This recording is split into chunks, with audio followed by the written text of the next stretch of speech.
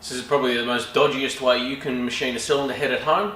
Lap the valves as well, but if you are in a pinch and you've only got $50 to get your car back on the road, then keep watching, because this is how you do it.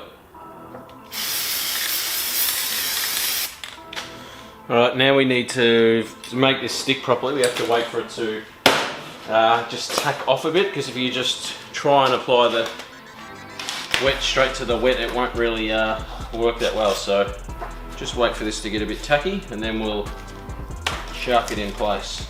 Okay, surface is just starting to get tacky, which means that is the optimum. Time to put these in place. Whoop.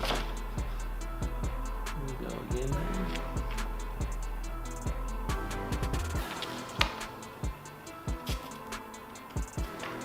There we go.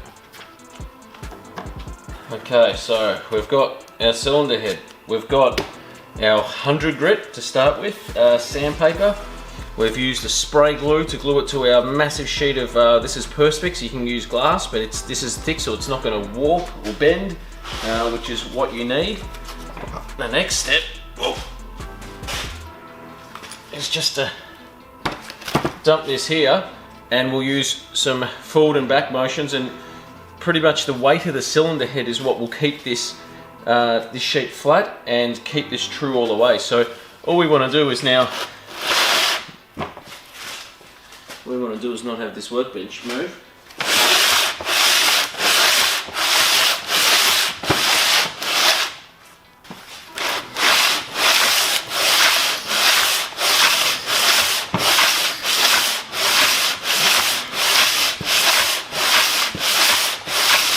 And that's pretty much it. We're just going to do that over and over and over again until we get a surface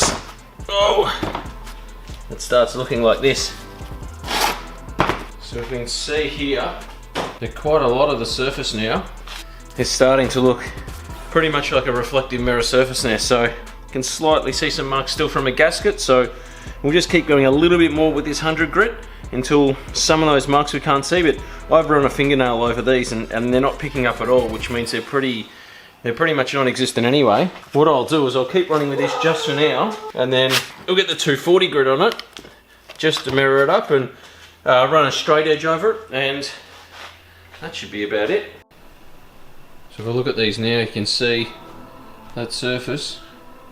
It's got a great shine to it, and it's really smooth to touch too, so I'm pretty happy with that.